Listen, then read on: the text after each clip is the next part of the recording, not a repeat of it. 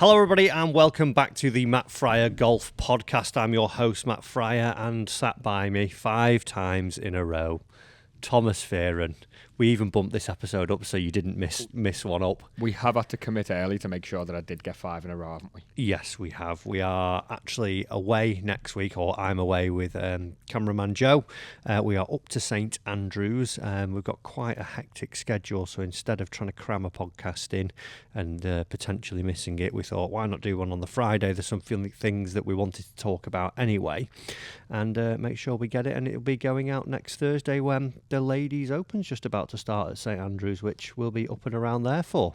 Will you be staying there until after that started? When are you coming back? No, we're coming back on the Thursday, so we're playing at the Dukes Thursday morning, got a match lined up there, and then our train is sometime, I think, early evening. You're onto a winner, by the way, with the train, because you've never done the train, have you? You normally drive? No, and I've done it twice normally because you've gone up the day before, or I've had to come up a few days later, whatever, and it is a dream of a journey. You've been missing a trick sitting in the car. I know. Looking at it, it's so simple. You have one change from where we are in Warrington to Edinburgh, change over there, go all the way up to Lucas, and then the good people of the Old Course Hotel have a fantastic shuttle service that they run if you are staying at the hotel, that they will pick you up from there. They will take us back to the hotel and even take us to golf courses we want to go to. And even one other thing that they do, which I think is pretty cool, is even if you're not staying at the hotel, and you were playing the Dukes, and you want to have a few cervezas on the way around, you want to get a little bit loose, celebrate that good round of golf you had, they'll even pick you up then and drop you off to your hotel around St Andrews. It's not bad, is it? We got cool, that service in Feb, didn't we? Zero tolerance in Scotland. I mean, you can sort of get away with a pint in England, but not even a bottle in Scotland. So so it's not worth it if you are playing it. Take advantage of that service. It's very, very, very handy. Yeah, so we are heading up on Monday morning. Got a few games lined up, doing some instruction videos as well. Going to try and catch a little bit of the ladies' golf, and just take in the text. There's always that extra buzz as well, and there's like the Open, the Ladies Open, the Dunhill. So I think it'll be quite an exciting few days that we have up there. To be fair, just hope the weather stays off. Those first 3 days running up to the tournament are always a bit more fun as well, aren't they? Because everything's still quite casual. Nobody's in tournament mode yet. Yeah, they're all just trying to figure it out, a little bit laid back. And then sort of Wednesday, around about 2 p.m, 3 p.m, you start to feel this weird tension just sweeps across the range and out onto the course. And all of a sudden, the smiles start to go a little bit. The eyes become a little bit more squinted. And there's that little bit more of laser focus starts to creep in, so it's it's quite exciting really watching the build up to it. So I'm looking forward to that. I fancy a Charlie Hull win round there. You think? Yeah, that'd be a good win. That'd be a nice win for her. She's long, isn't she? Yeah. She drives it well, and then she generally puts pretty well, and I think she'll have quite a good game round there, I feel. I will try and keep up with it next week. I think I'll try and watch most, because is it always on Sky for us? I think so. Yeah. It always helps when you watch an event. You know your way around the course as well if you've been there a couple of times. So I find a bit more interest just because I've played it 4 or 5 times now, and you know the course. So that'll be good. Have you played? I know you've played actually. You played yesterday morning. Yes. I don't even know any details yet, but you played a match for the channel. Yes. Against another pro. Yes. Good fun. Yes. Good performance. Yes. Oh. It was. Tell you what, we played at Warrington. Mm-hmm. It's the first time we've actually filmed any sort of vlog match or anything around there. We've only filmed one other video there this year, just because of how schedules have worked. And then probably from last October till about April time, it was biblical rain, and the course was either closed or it was just constantly raining, and we couldn't get out filming. So it was the first sort of time I've actually played a full 18 holes around Warrington in, I think, August last year. I was going to say, I've not even done it once this season. So I think it was quite a bit around about then. So it was really good. We played with Graham Cox, who's been on the channel before. I think a match in Ireland that we did. He's a good friend of mine. He used to be the assistant pro there. It was for the Tour Tier series that we've got. So we're going from sort of a YouTube pro being Pete Finch, which the video will now be out on the channel. That will have gone out on Monday if you haven't gone and checked that out. It's a match between me and Pete, but there's the whole premise of it is that for me trying to find any stone that has been left unturned or any bit of information that I can find to help me go and win my first professional tournament on the local PGA region. And even I said in the last podcast and previous one, playing with Pete, when I walked away from it, I looked at it a totally different light. There was things like, obviously I play a lot of golf with Pete. He's a good friend. We chat a lot. And even when we did that video, I walked away and went, oh, right, I think like I've actually learned like 3 or 4 things today. And it was very much the same with Graham. I go away every year with Graham. There's me and 2 other friends that we go over to Ireland and play. We drink a lot of Guinness, and the golf gets worse and worse as the days go on. But I always just sort of, it's just a jolly, it's a laugh, we're just, more about having fun than the actual great standard, where, again, we played yesterday, we played the match, and again, I was, asking questions about certain things that we've lined up.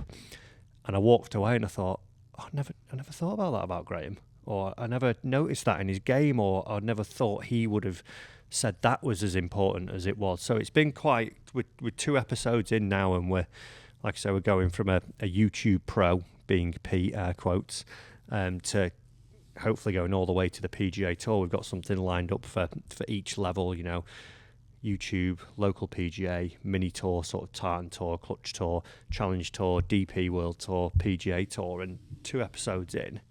I'm finding them quite interesting. Enjoyable, and just sort of, it's opened my eyes, because it's very easy for us to go and say, right, we're just going to go and film a match. I think you've gone into these games with an intention rather than just a game of golf. Exactly, normally you've it's got a reason. Like, pitch up, play, or we do like record breakers is great. When me and Pete do that, it's a lot of fun, and we're trying to do it, and obviously we're competing together instead of one another. And even, we are having this stroke play one to see where my game is against all these levels of professional tour players.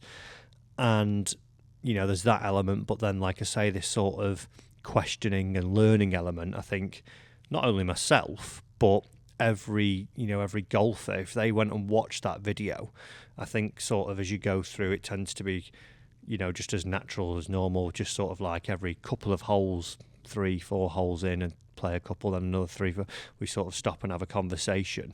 And there's something, that everybody could learn from there, because like I say, I've played with these guys countless times, haven't asked these questions. But you're not there to ask them questions. Yeah, and exactly. I've gone away and gone, oh wow, yeah, that really helped me there. Yeah. That was, I'm going to input, like, I put something in from filming with Pete into Coxey's game, and it helped me. Very good. So yeah, it was quite good, and Warrington's wasn't too bad, to be fair. It was maintenance week 3 weeks ago, and it's on the way back. So. And when will that video be out? 2.5, 3 weeks? One with Coxey. It might be, where are we now? So we're next Thursday. You've got to do all these math bits, you see.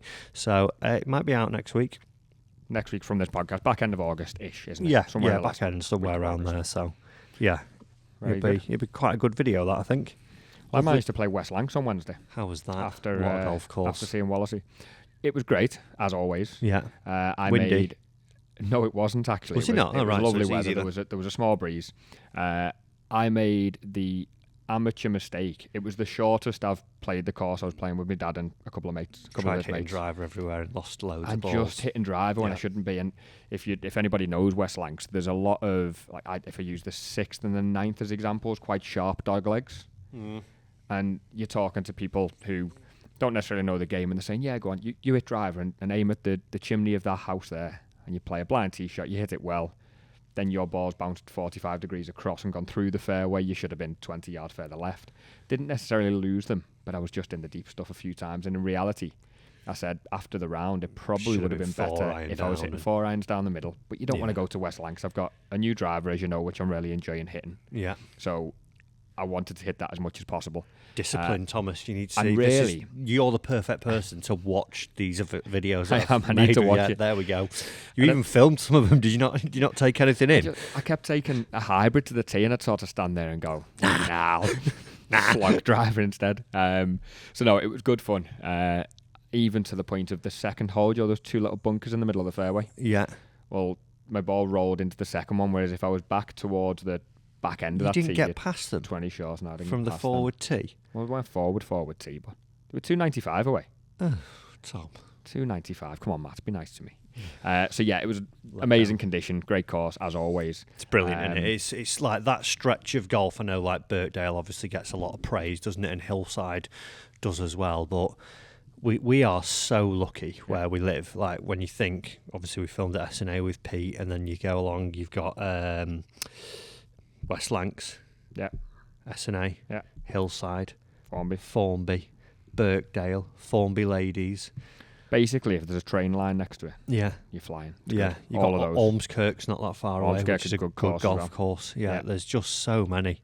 Such an underrated little coast, and then obviously Southport or Birkdale to go out around afterwards, or Liverpool. However, and we are going to talk about this a little bit later on, they are not cheap rounds of golf in that area. No. No. So we've got a few things to unpack today. We're going to unpack drug use in professional golf. We've got a golfer ban this week. Yeah. You've played with a drug user. Which one? So we've got that to unpack. We've then got the price of Greenfees. We had a big announcement this week. Yep. And then we've got a few of the listener favourites. We've got some overrated and underrated stuff. I'm really enjoying that section. I think I'm enjoying it more than listeners, to be fair. Yeah, it's very good. So we've got Graham McDowell. Yeah. Drug user. What are you? Have you seen much about it? Was it nasal spray or something? Yeah. He's Vicks. Vicks nasal spray. Well, that means I need to go and ban myself because I've used Vicks several times. Yeah. So you've never actually been in the red. You'd be banned for drug use. Yeah. He needed decongestion tablets. He bought over the counter. Yeah. It was Vicks, and when he got tested, I don't quite know obviously how the testing works, whether the testing random before each event on Live or whether they just pitch you like if it was WADA, they just sort of pitch up, don't they? And right, you and in the pot, please. He's been banned for the Greenbrier event, which starts today. Yes, which is now finished for this podcast. Okay. And Graham McDowell doesn't money was he fined? $125,000. So not as many fines as he's got from the DP World Tour. So you got to take that. If I give you 10 pence now. Yes. That's probably done the equivalent. No, it's probably not even done that much to his bank balance. Yeah. A very small fine. And it feels tough, doesn't it, when you do something innocent? Or you feel like it's innocent. And I think something as small as Vicks. Yeah, it's a tough one because, and this is like, I'll relate this to something that everybody says should be changed in golf, right? He's obviously gone there. He's got some nasal issues or congestion issues, whatever it is, and you think, right, okay, I'll just buy this Vicks like it's harmless, isn't it? Yeah. He's not all of a sudden gained 10 yards or heightened his spidey senses and is now an immense chipper because he just blasted a bit of Vicks to help him sleep or breathe a little bit better. But if there is a list that stuffs are on and you are a professional athlete, that is part of your job, isn't it? To say, right, I need to be aware of what is in the list when I go. Yes, it's an innocent mistake, but unfortunately, you've got to take the repercussions because you can't have it where it would be, there's a grey area. Well, it's the ingredient, isn't it? So if the ingredient in Vicks does absolutely nothing to your performance, but if you times that ingredient by 20, it's going to make you hit the ball 20 further. Yeah, whatever it may be. You can't draw a line in that. So I do get it. So people go, that's really tough and that's really hard and that's not fair that he's done that. It was only Vicks, but there's that grey area. People will find a way. There are people out there that will.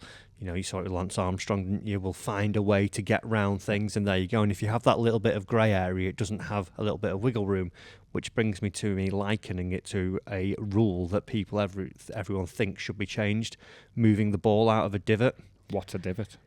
So exactly. So you get a bad lie in the fairway. Yeah, it's in a divot. Well, you think about a divot that might be 2 weeks old and it's just a tiny crater that's a bit of a different just colour. Sat down a little bit. So how would you then police that? That's fair. I've always kind of agreed with the divot people saying, this rule should be changed because every time we see it, it's in a brand new crater of a divot. If it was a sanded divot, you'd go, okay, it's clearly been maintained by the green staff. Yeah. Maybe, but then is there someone who the sand's blown away a little bit? Yeah, which is fair. A bit like you would say with your medical things. Well, I didn't know it was banned. Patrick Reed would figure everything out. It's only Vicks. He'd be in the divot every time. Wow, don't be saying stuff like that. His lawyers will be on to us. So yeah, I think, it's a shame, and, you got to hold your hands up. Sometimes it's, rubber the green, like finding the divot. You go, okay, well, I can't do anything about it, just got to get on with it. And to be fair to him, when I saw the statement, it was very much that he sort of looked, or it seemed, he's quite sincere in that, yes, I've made a mistake. It was over the counter, did it innocently. I accept the punishment, and off we go. Goes on holiday for 4 weeks. Do you know what would be interesting? If all the tours, published who and when got tested. Yeah.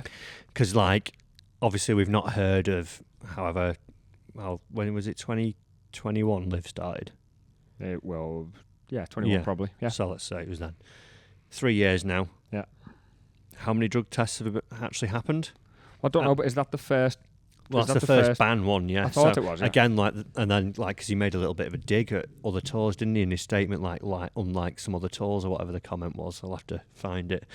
And then again, have the PGA Tour release it, because it'd be interesting to see, do the big names get tested the week before a major, or because obviously not having your biggest asset at something wouldn't be good for business, would it? No, you don't want to catch. Not saying that those boys, girls are, the pinnacles of theirs, but whoever are the pinnacles of those tours aren't being tested and are doing something that they shouldn't be. So you're not accusing McIlroy being on steroids? No, just to be clear. But it'd be interesting to see who and when gets tested.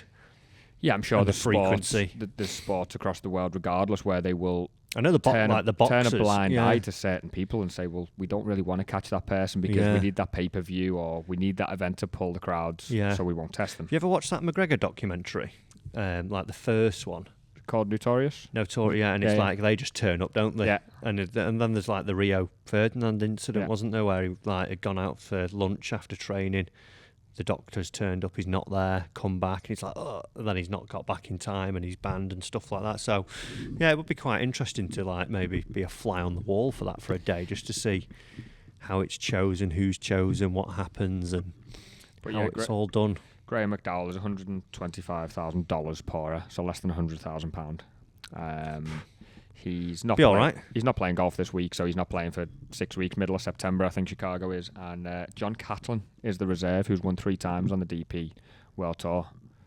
And nice. I think, from what I read, he's basically been paid $4 million to be a reserve for the year. Oh, I'll do that. So would I. I would. Don't need to peg it up once. Yeah, I'll do that. I'll be a reserve. Shout out. I've got in the red once in the last 2 episodes, so I could definitely play. You'll be fine then. But yeah, interesting. Well.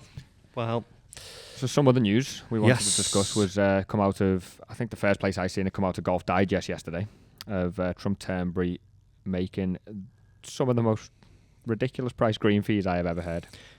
Now, yeah, let's talk green you fees. Saw it yesterday. I've known this has been coming for, when did I go and film there?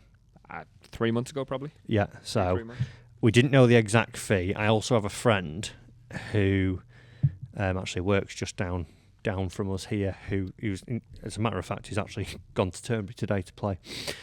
He has a friend who's a member, and they'd been told about a month ago. I remember telling a few people at the Open, everyone, what? Do you know the price of the membership there once you figure out how to get in? It's probably not much. It's not that wild. No, I didn't think. No. What was it now? You've just got to get in. Yeah. I'd put a guess at about $5 or $6 grand. I want to say it was £5,000. I feel like there was a £10,000 joining fee, and then there was £5,000 to play elsewhere, and then obviously you've got visit at tea times. But Robert the Bruce is brilliant, and even the other little course, the Arran. Right, I've not played that one. Yeah, it's great. Nice. Really, you wouldn't even know it was there, but it's a brilliant little golf course. But yeah, so we've known, and we actually had dinner with the general manager of Turnberry when I was up there. Sat down, there was about 20 of us, the head greenkeeper, and he came and had dinner with us and then did a bit of a presentation.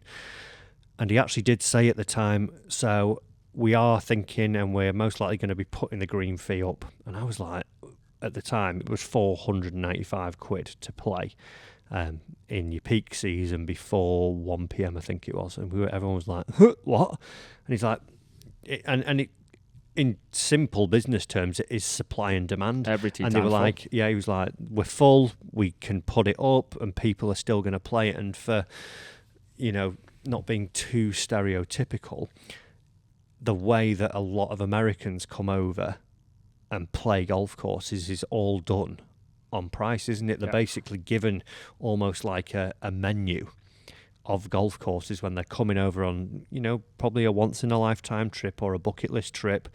You've got your Old Course on there, you've got Carnoustie, you've got Kings Barnes, you've got Royal Dornoch, and Trump Turnberry's in there at 495, and they'll sort of scan the list, and as long as they're up there as the top 10. Perfect example was us at Wallasey Clubhouse the other day, and the Gent 2 come in and said they'd been over for a month. They'd been in Scotland. They just arrived in Liverpool. He was wearing his Royal Liverpool Galvin Green jacket, which is setting back £600-700. Yeah. You've got a Wallasey Greenfees. Do you know how many rounds he played? I didn't catch that part of the conversation. 24 rounds of golf. What do you think his average green fee was? No less than, it's going to be like 250, 200. I was going to say mid 200s for average green fee. 225. Yeah. So a trip of a lifetime, you're right. We're in the wrong game. we need to start making that kind of cheddar and just splashing it on the courses that I'm already playing. True. That we film at, which we're very, very fortunate to do, obviously. But so had dinner with him, and he was saying it's going to go up, and it was like a little bit at the time he said it was like whoa, and then took a step back, and it was like it'll still be full. Yeah, it will be. It's not an issue. It will still be full. Yeah. Well, have you seen the actual details of it as well? It's kind of it's sort of before 1 p.m. Yeah. So it's on peak time. To clarify, Trump Turnberry, Yeah. the Elsa course is going up to £1,000 as of next year for one round of golf. £4,000 every 10 minutes during those times. Wow. So you've got two reasons. Obviously, the supply and demand is completely right, but I think they're probably keeping the exclusivity, residents and the members happier as well by saying, well, we'll kind of push those people into the later tee times in the afternoon when you're not playing. From what I read, they're doing discounts for residents as well. It's a lot cheaper if you stay in the hotel. $995. But the idea is that I think they try and get more people to stay in the hotels. They sell more rooms as well as a golf package. It'd be a package sort of deal, wouldn't it? People turning up and playing, because you'd sort of say, well, I can either play a round of golf for £1,000 or I can pay $1,200 night in the hotel, 2 rounds of golf. It's a tenner a pint as well. So a pint's £10. Like that matters if you're paying $1,000 for a round of golf. Just imagine this, right? So you're going to go and play, and you think, right, I'm going to stay over. You'll more than likely play the Robert the Bruce course as well, won't you? Yeah. What's that now? Is that like 300? No idea. 250. Take a look. Let me have a look now. So you're gonna stay and play for £1,000. Yeah. Well, play for £1,000, and then you have a great round. Let's say, Tom, you have the best round of your life there. Around Turnberry. Around Turnberry, you just hit the nail on the head, and you're like, do you know what? I'm gonna have a few pints to celebrate tonight. So all of a sudden, you're 6 deep at the bar, you've been buying your mates as well a few beers and stuff like that. So you're 60 quid in on your beers, and you've probably spent another 60 on your friends. Have I had food? Did I go to KFC down the road? No, you've not eaten yet. No, don't be stupid. So you're over 1-1 now, and here we go. Right. He's not got it there. Tell me. Book online. So then you throw in a room. What's that going to be? 500 quid? 600 a night. Yeah, something like that. Okay, King Robert the Bruce here now showing tee times for August the 16th at 2:36 p.m. It's £147. Yeah, wow. So let's have a look. Let's see what a Sunday. I want a Sunday, 650. Oh, it's not too bad. 147 still. There's nothing in the middle of the day really. At 189, so under 200 quid. So I imagine that's a deal. That'd sign me up. What do you think we're getting there? When the prices come out, are you saying a night in a hotel, a night on the Elsa, not a night on the Elsa, that'd be good. A round on the Elsa, and a round on King Robert the Bruce? Do you think they're going to throw an all-in 1,400 out there, maybe. Yeah, I'm going to say 1,500. 1,500. 24 hours of pure fun. You haven't been to the bar, remember? You've not been to the bar. You might get a meal. Probably included. Get breakfast there. Yeah. Breakfast is good, to be fair. Yeah. That's a lot of dough, isn't it? It's a lot of money. But, again, when we go back to it, it'll be full. Yeah. It will be full. And like if you took everything away from it, just that golf course alone, it is incredible. It's a mega golf course. Possibly the best golf course I've ever played. It's up there. It's one the of my best favourites. open venue. Yeah. I know it's not on the road. It's technically not off the rotor, as it were. It's the most challenging, and I would say it's probably up there as the best. Carnoustie maybe, or Portrush would not play Portrush. Yeah, I've been there for the Open, but I can't comment playing it. So yeah, it's spenny, but looking at Greenfees now, we know that that's going to be £1,000 if I just pitch up. Do you know what I think's a shame with it, and I think especially living in the area we live in, is that there's so many people who live so close by and don't have access because there's no sort of postcode green fee, or is there not? Do they not do a deal for that? Well, I don't know if Turnberry do, but I know there's nothing goes on around the sort of Birkdale and Hillside area, does it? You could have a county card from being a member of a golf club. Yeah. But there's no access if you live within half an hour of it. So you can almost. I know a lot of people who've gone and played big courses and big name courses up in Scotland because when you go on a trip for the week, it feels like spending $2,500 to go and play some bucket list courses. Yeah, it feels like a holiday. Yeah. But because something's on the doorstep, they haven't managed to play S&A, Hillside, Formby, Birkdale. Yeah. And I think that's the shame of it, really, is trying to get your locals out on the courses that they are close to. Yeah, maybe a Northwest discount. Yeah.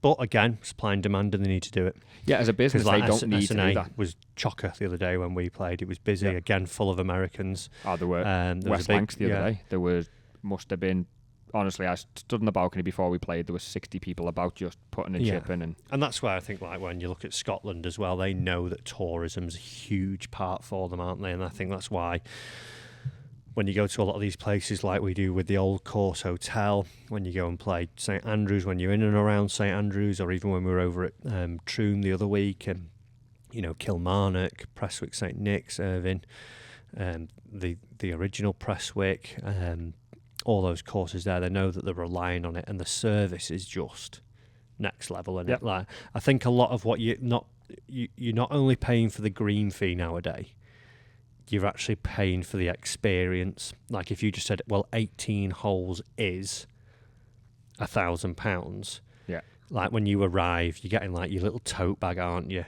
And your name's on it. You get the course planner. Right, sir, the range is over there. We'll get your clubs off you.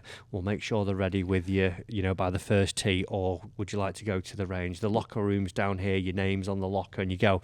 It sort of gives you that millionaire feel. Like we're not millionaires, but you're treated like it. There's a good chance you are if you're actually on the real green fee, though, not you just going in there. Yeah, go on. I'll have two. I'll have two. You're talking about going in for a sort of experience with the channel. Yeah, but you probably are used to that. Well, you do get that if you're just paying for it. No, I know you do, but you probably are talking about a lot of millionaires at that point. Well, no, I think you look at it and you go, some people might just like that, but even when you go to some of the smaller courses, they even make you feel that way. Right, okay, here you go, sir. This and that. There's a lot to be said for that. Let's say, for instance, I'm just going to throw a few green fees up here at you, Tom. Oh, have you got some loaded up? I've got some loaded up here. My home course, Warrington. How much to play it? Am I on sort of peak times? If wants to play on a Saturday? Just normal. Okay, want to play on a Saturday. You can't play on weekends. We'll just say. I guess a sort of Thursday. 60. It's only £50 per person. It's $180 if you were doing a 4-ball. Okay. Are you going to get the same experience for £50 as you would do maybe a £250 green fee? No. Royal Liverpool, which has just held the Open, not this year, the year prior. What are we saying there? Well, I'm guessing the Open has inflated that massively. Yeah. I remember it being 240 last time I checked, so I'd say around about 300 now. 310 from March to September 24. That's a lot of money. So how many rounds can you play at Warrington for that? 6 and the first hole. Yeah. So you can play 6 rounds at Warrington. Six and a tee shot. Now, are you going to feel the same playing Warrington as you would do where the Open was last year? No. And would the experience be the same? Would the history in the clubhouse be the same? Would the sort of aura of the golf course be the same?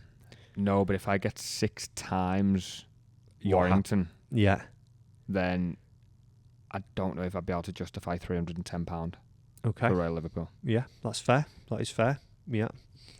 Now, if you said to me, I'm just thinking about what comes with golf as well as a whole package. And golf, a lot of it is spending time with your mate, having a pint at the end. Yeah. A lot of it comes from that 4-ball camaraderie, as it were, and everything else. So you get all of that anyway. Yeah. Now, if you give me that for 6 weekends in a row, so from the middle of July to the end of August, or you say, right, lads, you are blowing the budget in one day, I think I would be Warrington 6 times on that one. Okay, that's fair.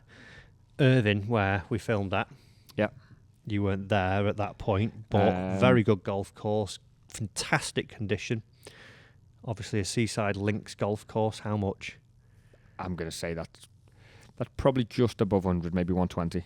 It's £100 for a round. And I would have said it was probably about 70, and they're playing the sort of £100 game, £100 rule. Yeah. 2 rounds at Warrington or 1 round there? 1 round there. Okay. Why? It's links golf. Yeah. Those sort of lower, if you can call it sort of less of a name, it's not sort of your normal bag tag. Yeah. They have such a little Scottish heritage about them. Yes. Which are great to play. The service, I can imagine, James Braid design. I can imagine the service is top end, even though it's the £100 round. Yeah, it was brilliant. Yeah, very good. And a lot of history in the clubhouse as well. And there's a train track running past it. Yeah, there is, I think. Yeah. I come past it on the train on my way to Troon. So it's interesting, isn't it? I think if you were like I know a lot of the big name courses are unattainable for a lot of people, and it is like if I was playing golf and I said, to be fair, I've gone on some trips with the lads where I've not sort of used the name of the channel or my PGA card or anything. I've just paid because it's like they're getting a deal or whatever. Right, I'll just throw me in sort of thing, and we've played 4 rounds and it's cost me £1,000. What's the most you've paid for one green fee? I paid to play Old Course once. Same. That's the most expensive round of golf I've played. It's not the most expensive green fee. I think that was winter round though. That was 125. Was it 125 we paid when we went up the other week? Yeah.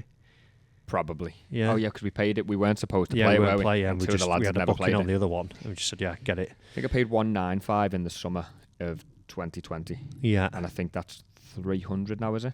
350. Yeah. I think for the old. I think I'd paid a bit more for Carnoustie as well. That'd make sense. Yeah, because it was like that was one of the trips where it was like, right, everyone, we've got 12 of us. This is what it was, and it was like, yes, because I just wanted to play Carnoustie. So. And take yourself out of our fortunate choose. Yes. What's the most you would pay for a green fee? This is the point I was going to make now. So what I would think is now, there would be, obviously, if I wasn't doing this, what am I doing? What am I earning? Yeah. Obviously takes into account, doesn't it? Yeah. What would a week cost away with the lads versus me taking the missus and the kids away? That would be a factor in it. But there'd be courses that I would, right, I am playing St Andrews, whatever it costs, £500, yeah, sign me up. But what I think, and like something like an Irvine, the Dukes where we film at a lot, your Crails, your things like that. If I was someone who was wanting like, the quality of a bag tag course, as it were, or a top 100 course, I would just drop down a level, and be going to play your Prestwick St Nick's, your Crails, your Irvines, your Dukes, your round here places like Hollingwell, places like Moortown, all Woodley. Things like that. They're in the mid 100s now. I think that. Yeah, that would be. Yeah. I think that would be. Because they're like old Ryder Cup courses, aren't they? Great golf courses. Yeah, incredible golf courses. Even when you go down south and you go, well, are you going to play Wentworth or are you going to go and play, like Sunningdale Heath? Sunningdale Heath, yeah. Yeah, you go take me to Sunningdale Heath every day over Wentworth. Sunningdale. Oh, yeah, well, yeah, trying to get on Sunningdale, yeah. But that's like that massive price tag. So I think there's a sweet spot that would not be too, it's not cheap and condition and heritage and everything isn't there, but it's not wildly expensive. But you're still getting the condition. You're still getting because a lot of especially if you're going up north, if you're going to Scotland, you've got your old Tom Morrises, your James Braids, people like that have designed the golf courses, and they are incredible. There's a lot of places that you go, well, it's only 60 quid to play here. I looked into all those Greenfees in 2020 of sort of year of COVID. Yeah. Best golf trip I've ever done. Yeah. No hotels open. Yeah. Me and 3 of the lads hired a big camper van. Yeah. And went and played 11 rounds of golf in 7 days. Oh. Now the original plan, because you would have lost a lot of golf balls. We actually had them. You know that game that we do when we go to St Andrews where you put money in the money tin if you lose a ball or whatever. Yeah. There was a few quid in the tin that week because on top of balls. it, lost balls. It was £1 for a lost ball. And when we turned up to Turnberry and he said the rough hasn't been cut because we're on fairload greenkeepers, so they are only looking after the fairways and the greens. And on the first hole, But you could lose a person. well, I hit 3-wood down the first. You know that bunker on the right that's probably about 270 away, maybe? It's about 240, yeah. I've landed somewhere around that. That bunker's on the right edge of the fairway. Yeah. My ball's missed the fairway by no more than 3 yards. Yeah. Gone. And it was gone, and we walked down and sort of said, okay, so we've got to hit every fairway. Just chipping a wedge off everyone. It was brutal. Wedge, and trying up and down it. Yeah, pretty much, yeah. But the point of that trip originally was I was the only PGA member in the group. So we were trying to look for those cheaper Greenfees, sort of hidden gems trip we were trying to do. Yeah. And then we got quite fortunate that a couple of the other lads worked in golf, even though not PGA, and we had some connections, and we basically done a Billy Bag Tag week. Yeah. And managed to play pretty much a lot of places with a name. But then you've got places like Dunbar over on the other side as well, which is only around the corner from Ely. Yeah, only around the corner from North Berwick. Yeah. And it's quality, and it's half the price, probably a third of the price at that point. Yeah. You've got the places like London Links and Leven Links. That I remember going playing Leven back in the day. They're just class. I paid for it, and it was like 25 quid. And I still want to go and do that trip now, because as much as we got so lucky that week, and it was almost like every time we had a conversation again, one of the lads went, I've managed to get Turnberry for this because I know this, but okay, let's do that. Okay, I've managed to get Archerfield because I coach a member there, and he's going to take us on as a guest. This trip got massive all of a sudden, but I still want to go and do that hidden gems trip. Oh yeah, 100%. Because as much as I got the bag tags, I feel like I've missed out on the hidden gems. There's loads out up there. Yeah. So are Greenfees ridiculous, or are they not? It's relative, isn't it? I think the problem is I've got one question justified, for you. Aren't they, as a business? They're justified, but it just doesn't feel fair sometimes. Supply and demand. Yeah, that's all it comes down to. Unfortunately. Now, saying that about Greenfees, this is hypothetical. Okay. Augusta comes up with a lottery system, right? Let me say life savings. 100 people can go and play. Okay. The week after the Masters. Yep. Instead of saying, right, it's 10 grand up front, they put a payment plan in. And they say, right, for the next 10 years, every month, you are going to pay us 250 quid. So that equates to, what's that, £3,000? Yeah, for 10 years. 10 years. So I'm paying 30 grand. So you're paying 30 grand. Interest free? Yeah, interest free. Would you do that? I thought your question was going to be easier than that. So you get to go and play Augusta. That is a ridiculous... It's a lottery, so like I say, everyone in the world can enter it. It would be ridiculous to say yes, because 30 grand is still 30 grand. However... Think of it, though. People drive around in like a Q7 when they earn 50 grand. Oh, yeah. And they're paying 700 quid a month for it. But they still get to go and sit in the Q7 every day. Yeah. In 9.5 years' time. But you know what? That Kia is going to take you from A to B. But you telling your mates that you played Augusta. 30 grand. That's a good scenario, that. Or what? No, that's it. That's the price. I'll have a word with... I was going to say, you know what? I think I would, and you'd just turn around and say, well, we'll make sure that whatever house we've got 100 quid less on the mortgage, and we'll make sure whatever car I've got is a lot cheaper on. Yeah. Or I don't have it on finance, or you don't have it. You just do it that way. It have to be done, wouldn't it? Cancel Spotify. You probably cancel the dental Netflix, private dental plan. Get rid of that. Don't need that 27 quid a month. Dodgy stick for all your films and everything. Get the fire stick. Get the fire stick. Or not that anyone does that. Who? do everything that. On 250 quid though, because you could be clever about this, right? What you could do, you golf membership. If you're playing, let's say Warrington 1,400, I think it is now, cancel that. Yeah. Just say, right, well, I'll take 250 a month, or I'll take that straight into the pot. So now I'm only paying 1,600 a month, a year, for it, because I've got rid of my year's golf membership. So that saved me 1,400 quid. I'll just play some cheap courses every other week. Okay, so what we're saying there is you will to play Augusta once. Yeah.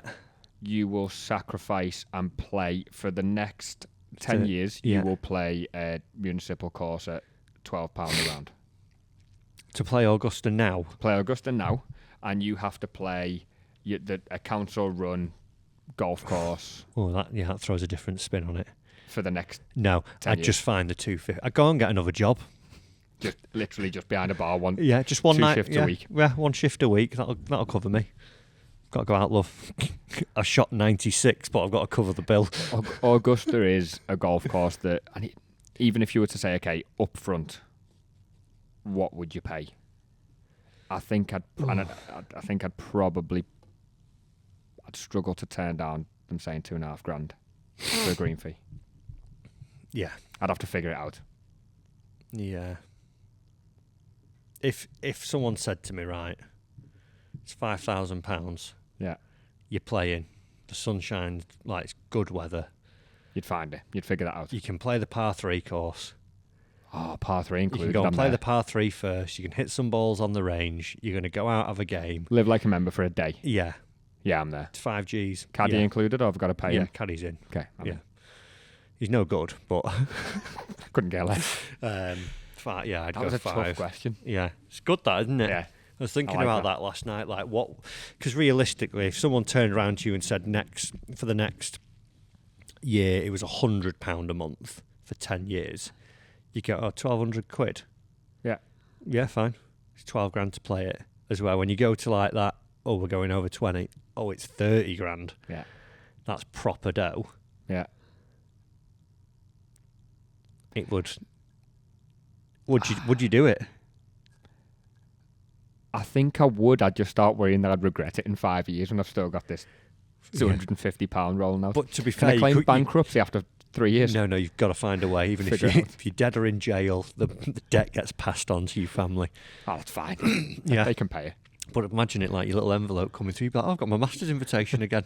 Oh no, it's just a bill. God damn it! Red letters from Augusta. Brilliant. Well, that was I enjoyed that. That was a good quote. Let us know in the comments down below. Would you or would you not? £250 every month for the next 10 years to play Augusta. The kids are getting nothing for Christmas. Yeah, I don't need anything. You can show them the photo album of you playing Augusta every Christmas. Dad, I've seen this. Talk them through the scorecard for the 12th year in a row. First hole. You only get the first hole for this Christmas. Next Christmas you get the second. Stretch it. What did you shoot, Dad? You'll have to wait to 2036 to find out. Amen corner you can have for your 18th birthday. Should we go to some overrated and underrated stuff? Yes. I'm going to go straight in with one. Golf club membership, overrated or underrated? Very on point. Golf club membership, very on point. I would say, I think it's underrated now. I think at one point a couple of years ago I might have said, maybe 2-3 years ago I might have said overrated just because of the way that a lot of new people were playing, and it was easier to maybe do the point system. What's the point system called again? I don't know. Where you could go and play a few different courses. Now, I think it's very underrated. I don't think enough people are members of golf clubs. I think if you're trying to improve your golf, it's underrated. Yep. If you're a casual player, overrated. Yep. If you're serious about your golf. Casual player playing 6 times a year, then overrated. Stupid idea. But if you're looking to play, get your handicap down, I would say underrated. Yeah, you get to play short game, you get to go and play 3, 4, 5 holes. Yeah, that's the bit I like. I might even do that this afternoon, just go play 1, 8, 9 3 times. Yeah. Yeah, no, it's underrated. More people need to go and do it. I'm going to keep it on topic again. Playing the top 100 courses, overrated or underrated? Do you get Augusta in there for $250 a month? You don't know. Underrated. Underrated. I'm going to go against you and go overrated. Argue me. Well, there's top 100 courses for a reason.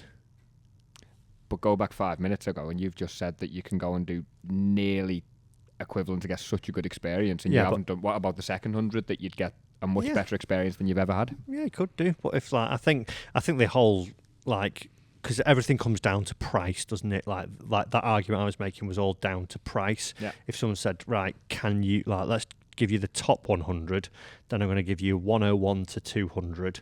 Which one do you want? You've obviously take it, and it's free. You're taking top 100, aren't you? So by you saying underrated, you're saying not enough people are trying to tick off a lot of courses in the top 100? I think it's, obviously if you can afford to do it, do it. And if there's ways you can get, a cheaper green fee, you have a friend who's a member, or even going through the list and saying, right, I'm going to play, maybe 50 to 100, or I'm going to play we're doing one, and it does cost a bit. But we're trying to play every open venue. So there's a group of us from the golf club. We've done every single one bar St. George's and Port Rush for me left to do, I think. Okay. That is it. Nice. Which they're obviously all in the top 100, aren't they? So it might be something like that, play all the open venues. Yeah, fine. Maybe it'd be a bit category. cheaper, wouldn't it? Yeah. But yeah, I like it. You got any more? I've got some. Yes. Custom fitting. Is it overrated or is it underrated? I think it's... You can only give one answer. Okay. You're a golfer, you're going to go and buy some new clubs. Underrated. Yeah, I'd go massively underrated. Yeah. If you go to the right place, and even if it's wedges, let's say, a lot of people go in and do you know what's really annoying me at the minute? The talk of bounce. Everyone loves a bit of bounce. Well, people teach you to use it, and the amount of people I'm seeing at the minute who struggle with the chipping because I'm trying to use the bounce. It's like, well, that doesn't hit the golf ball, the face does. Let's think about that first. If you went and had a wedge fit, even just having a wedge fitting, so right, okay, well, what type of course do you play? Is it firm? Is it soft? How do you come down into the golf ball? Are you steep? Are you shallow? The most underrated. Are you opening the club up? I think the most underrated part of club fitting, because nobody ever talks about it, is the grip. Grip. Grip. Everybody always says, you need to go and get custom fit. And people seem to understand the idea of shaft, loft and lie, head. That's what people go in and expect to get. I think grip is so overlooked. Yeah, I think even the term of it is used incorrectly, isn't it? I went down to the local driving range and tried 4 drivers. Got fit.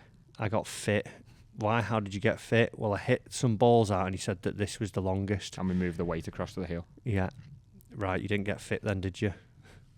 Was the one that was potentially maybe pushed on you? A proper custom fit is such a good experience. If you get someone who knows their onions. And you'll walk out and kind of go, wow, that was impressive. Do you know if you are a listener or you are a viewer and you go onto YouTube, one person I would recommend watching is Trotty Golf. What he doesn't know about a golf club isn't worth knowing, and he talks a lot about a lot of his videos are aimed actually at fitters to help fitters become better, because it's such, like we say, an underrated part of the experience of buying golf clubs and doing it properly. And once you do get a proper fit in, A, it's enjoyable, and B, you've got the right gear for you then, and it will actually help you improve. Yeah, 100%. Go. Hitting a draw, overrated or underrated?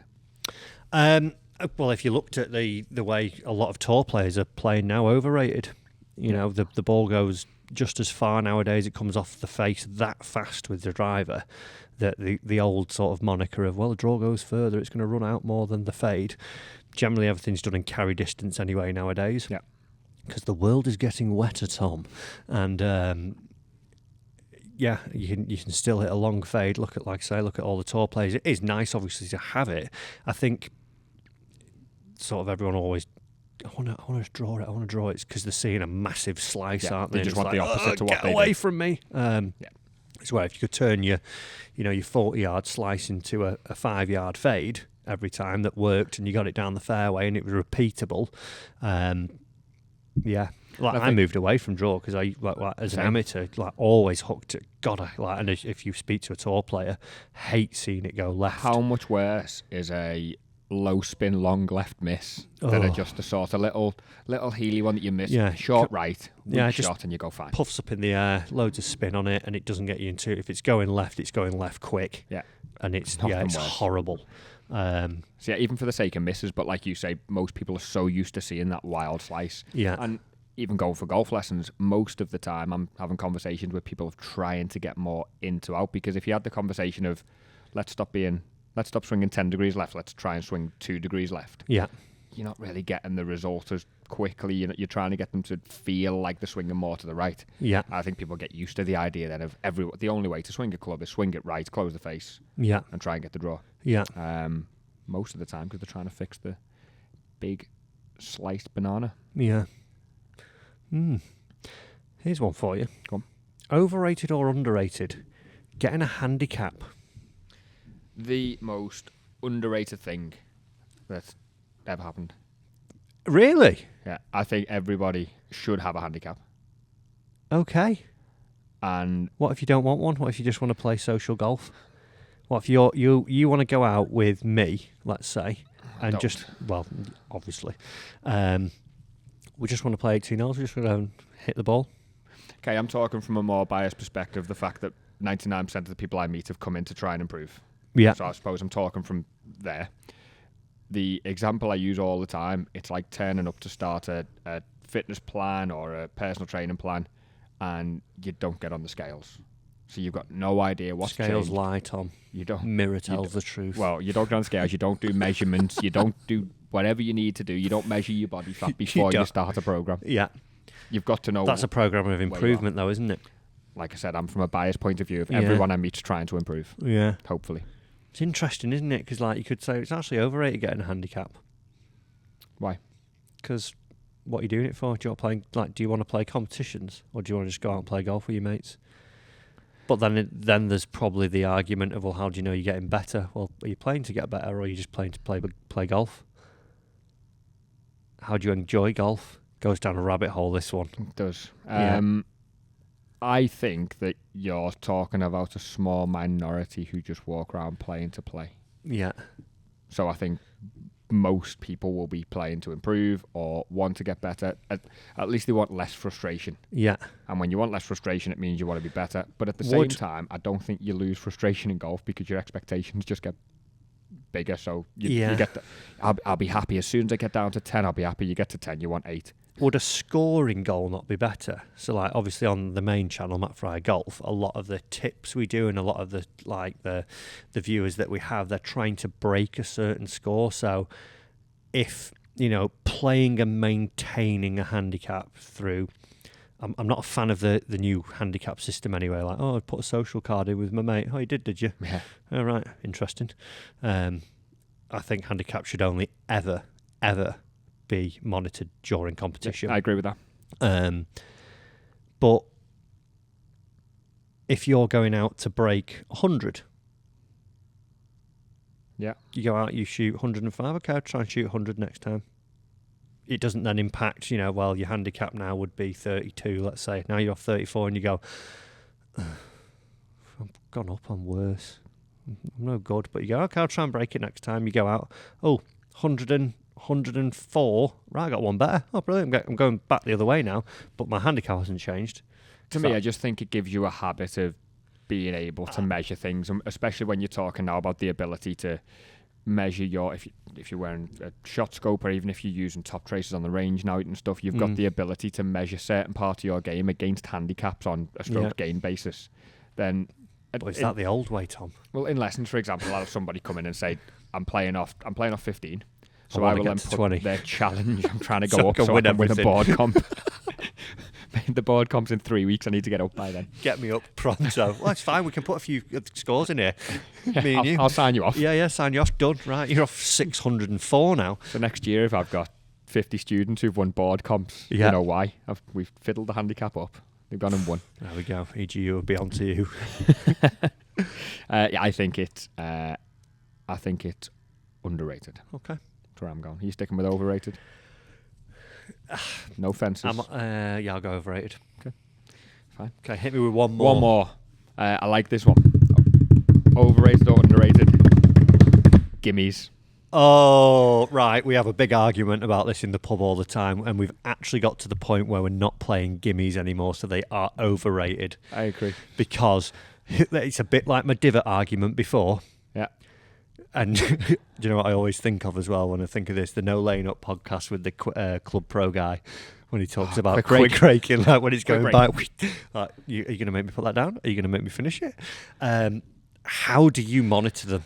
Because a straight putt from let's say a putter's length grit or half a putter is simple. A putt that is downhill, left to right for a right-handed golfer that is 3 balls outside the left, but is a grip's length, is a lot harder than that putt that's further away. So you go, you can pick that up. Yeah. All right, that'll. So it's when you say it's like inside a putter length's a gimme. Yeah. Like you say, well, no, you could have one inside right and one. Yeah. So I get that. What about in sort of a match play scenario? That's different, isn't it? Yeah. Because if it's me v you, and it's like a match play, it's my call. Do you know what I love in match play, or even when it comes to gimmies? Yeah.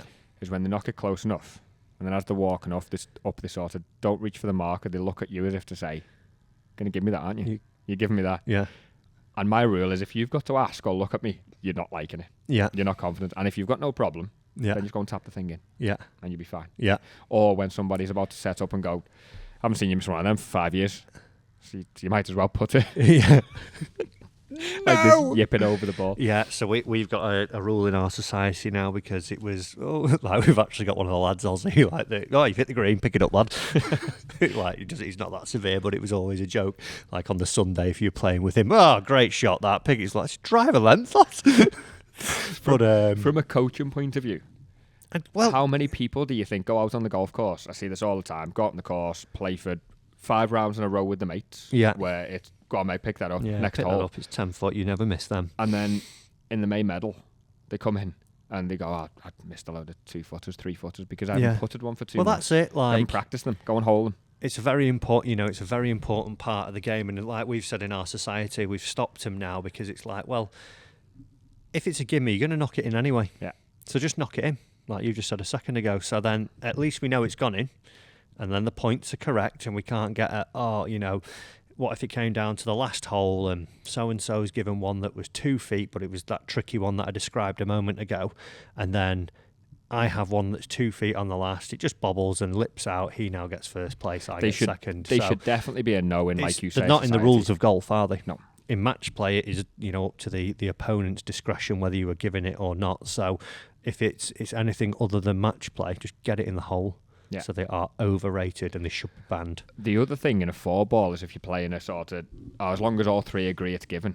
Well, I might get to the last and go, well, I know I give you that on the first, but this is a bit tight now. Well, that's it. Yeah. You change your There's mind always that. I'm very good at that sort of thing, like getting in people's head of that. Obviously, talk a lot of ish on the course. Like you can be the worst sometimes. Yeah, just like, what are you on about? No, like, and then because I get given, because I putt really well, get given quite a lot. Like when we go to Scotland, the other 2 that we play with, And then we're generous to start off with and get stingier as you go, because their expectation is like, oh, they're going to give me that. And then, as you said a minute ago, 14, 15, when it's actually getting to it, and they're actually still inside the range, but they're turning and looking, and then it's like, why? No, I gave you one on the 6th that was inside that one. And you're like, yeah, and? I think that's how we won everything in February, because we give a lot of shots away. It's just straight away. Right, I got inside your head, go and miss it, and then you miss it, and it's like, way! Oh.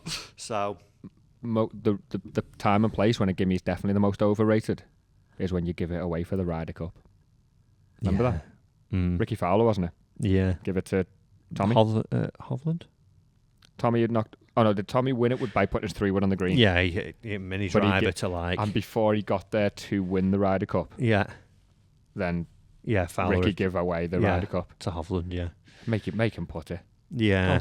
Don't give it away like that. Oh, well. But we still won. Well, that was quite interesting, that one. I think we've established that Turnberry's quite cheap to play.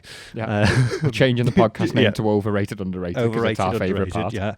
If you do have any as well, make sure that you email some into us at info@mattfryergolf.co.uk or hit us up on our Instagram. With those as well. If you haven't subscribed to the channel as well, please do. I think we've got a bit of a giveaway coming as well soon, so make sure you are subscribed so you don't miss on that one. If you're following us on the audio platforms of Spotify, Apple, Deezer, whatever the other ones are that were on Amazon, all of the above, Podbean, Beanie Pod. Just leave us a review, 5 stars, please, saying overrated, underrated is the greatest thing on earth, and make sure you are downloading it. And Tom, that's everything from me. Yeah. I won't see you next week.